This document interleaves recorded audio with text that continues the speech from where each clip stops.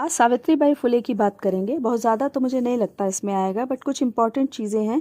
जैसे कि इन्होंने वुमेन एजुकेशन पर सबसे ज़्यादा जोर दिया। पहली जो थी वो फीमेल टीचर थी, है ना।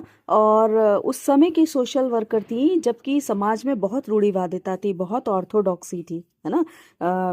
स्त्रियों को कुछ नहीं समझाता जाता था, जो नो डाउट ज्योतिराव फुले की वाइफ थी।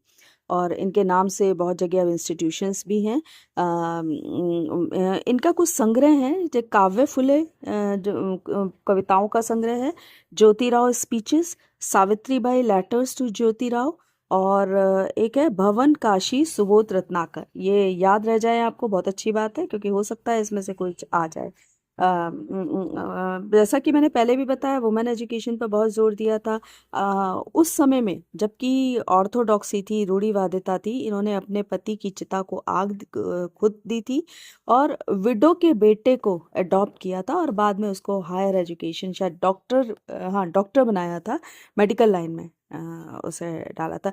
ये एक बहुत बड़ी बात थी, क्योंकि ब्राह्मण वो आई मीन विडो को जो था वो अपशगुन माना जाता था। विडो का कोई भी चीज़ लेना, छूना, छुआछूत अपने चरम सीमा पे थी।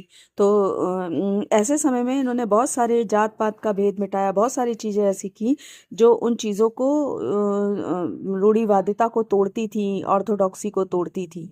तो बस इतना आप इसको इनके बारे में में ध्यान रखिए। यही चीज़ें इंपॉर्टेंट है। बाद में इनकी प्लेग फैली थी उस ज़माने में, जिसमें कि इनका प्लेग के रोगियों की देखभाल करते हुए इनकी डेथ हो गई थी। वेस्टर्न फिलोसफर्स में हम सबसे पहले जॉन डीवी की बात करते हैं। अब जॉन डीवी का जैसे ही नाम आता है तो आप समझ लीजिए प्रेगमेटिस्ट है ना। प्रेगमेटिज्म को इन्होंने अपनाया था। और प्रेगमेटिज्म में क्या था कि जो जितना मतलब सोसाइटी में रहकर इन्होंने बात की थी कि सोसाइटी से दूर नहीं जाना चाहिए, सोसाइटी में रहकर हमें अपनी ग्रोथ, अपना डेवलपमेंट करना चाहिए। तो और जबकि नेचुरलिज्म जो था वो इससे इससे बिल्कुल उलट है। उन्होंने कहा था सोसाइटी से दूर चले जाना चाहिए। तो ये दो चीज़ें याद रखिएगा। प्रेगमेटिज्म में सोसाइटी के अंदर सारे काम है, और उसमें सोसाइटी से दूर है ना। जॉन डीवी प्रेगमेटिज्म के सपोर्टर थे। दो बुक्स इन्होंने लिखी थी, हाउ वी थिंक और interest and effort in education. School को इन्होंने मिनिएचर सोसाइटी माना था। ये कई बार क्वेश्चन आता है कि miniature society, who said school as a miniature society, है ना। तो मिनिएचर सोसाइटी जो था वो जॉन डीवी ने कहा था। साथ ही साथ स्पेशलाइज्ड और सोशल इंस्टीट्यूशन भी कहा था। अच्छा, जहाँ तक डिसिप्लिन का था, डिसिप्लिन में ये स्ट्रिक्ट डिसिप्लिन के खिलाफ थे। और जो इनके एम ऑफ एजुकेशन थे वो बिल्कुल वही हैं जो सारे प्रैग्मेटिज्म में हैं। यानी क्रिएट वैल्यू, है ना, minimum oh sorry maximum growth हो बच्चे की, सोशल एफिशिएंसी हो, है ना, make child as experimentalist, learning by, यानी हर चीज़ को जो है वो खुद करके देखें। प्रिपेयर चाइल्ड फॉर लाइफ, उसे भावी जीवन के लिए तैयार करें। 3 पार्ट में इन्होंने टोटल जो एजुकेशन को संचालित करने का तरीका है उसे 3 पार्ट में बताया था। एक तो 4 से 8 साल की उम्र में प्ले पीरियड होना चाहिए। 8 से 12 साल के बच्चे के लिए पीरियड ऑफ स्पॉन्टेनियस अटेंशन होना चाहिए। और 12 साल के बाद में पीरियड ऑफ रिफ्लेक्टिव अटेंशन होना चाहिए, जहाँ वो अपना जो है वो रिफ्लेक्टिव चिंतन करे। अब देखो, इन चीज़ों के आधार पर हम ये तो देख ही सकते हैं, जैसे प्रैग्मेटिज्म का भी की भी विशेषता है कि लर्निंग बाय डूइंग पर ज़्यादा ध्यान दिया है ना। डायरेक्ट जो एक्सपीरियंस है, डायरेक्ट एक्सपीरियंस पर ज़्यादा ध्यान देते हैं। इंटीग्रल अप्रोचेस पर, इंटीग्रेटेड अप्रोचेस पर ध्यान देते हैं। इंडिविजुअल अप्रोच पर, प्रोजेक्ट मेथड पे को बहुत सपोर्ट करते हैं, एक्सपेरिमेंटल मेथड को। और यही सारी चीज़ें जो हैं वो इनकी कंट्रोवर्सी या इनकी आलोचना का कारण भी बन गए हैं। एक तो इनकी बड़ी जो कंट्रोवर्सी में जो इनकी आलोचना की जाती है, वो एक इनका बड़ा ही एजुकेशन के बारे में इन्होंने एक रिमार्क लिखा था कि टीचिंग इज, एक रिमार्क डाला था इन्होंने जिसकी आलोचना हर जगह हुई, क्योंकि इन्होंने टीचिंग को एक ऑब्जेक्ट की तरह से ले लिया। तो इन्होंने कहा था teaching is learning as selling is to buying, यानी बिल्कुल ऐसा ही है जैसे सेल करो और बेचो और खरीदो, बेचो और खरीदो। तो इसकी हर जगह आलोचना हुई थी और ये बड़ी फेमस कोटेशन है जो अक्सर कंपटीशन में आ जाती है। तो इसको ध्यान रखिएगा कि ये जो था जॉन डीवी ने बोला था। दूसरी बात, इनकी जो आलोचना हुई थी, एक तो इन्होंने no accepting the truth and value, क्योंकि प्रैग्मेटिज्म है ना, उन्होंने बोला था प्रैग्मेटिज्म वालों ने कि अभी प्रोसेसिंग में है, कोई सत्य अभी अल्टीमेट सत्य है या इटर्नल ट्रुथ आया ही नहीं है, प्रोसेसिंग में चल रहा है। तो ये एक आलोचना की गई कि ये जो सत्य है और जो वैल्यूज़ हैं उनको स्वीकार नहीं करते। दूसरा, मेटेरियलिस्टिक बायसनेस पर बात करते हैं। फिर तीसरा, रिलीजियस एजुकेशन पर कोई बात नहीं हो रही है। फिर absence of aim of education, education के जो एम्स होने चाहिए वो ऑलमोस्ट एब्सेंस ही हैं, क्लियर नहीं है।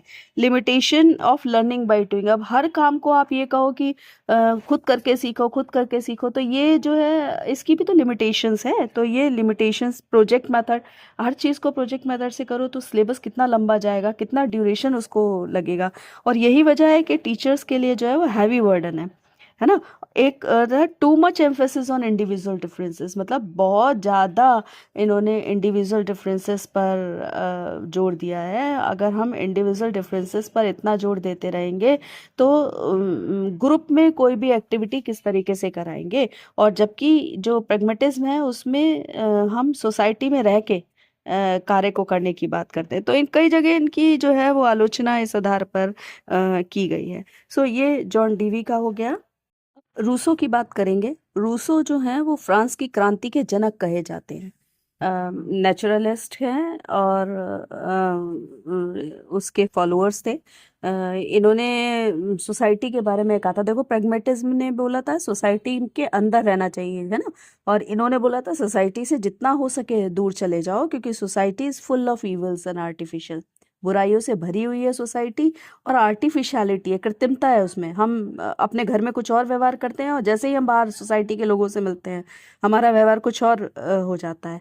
तो उन्होंने जो था वो सपोर्ट किया था कि नेचुरल स्टेट होना चाहिए जहाँ पे कि नेचुरल मैन हो, नेचुरल सिटीजन हो, यानी जैसे हैं वो वैसे ही रहे, उनमें आर्टिफिशियलिटी क्रिएट ना हो।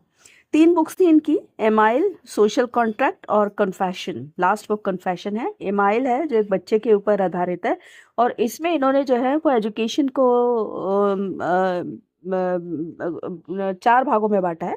एक तो 0 से 5 इन्फेंसी, 5 से 12 साल की उम्र के बच्चों के लिए चाइल्डहुड एजुकेशन, और 12 से 13 सॉरी 12 से 15 साल के बच्चों के लिए एडोलेसेंस स्टेज की एजुकेशन है, और 15 से 20 साल के बच्चों के लिए जो एजुकेशन दी जाए वो यूथ के हिसाब से दी जाए।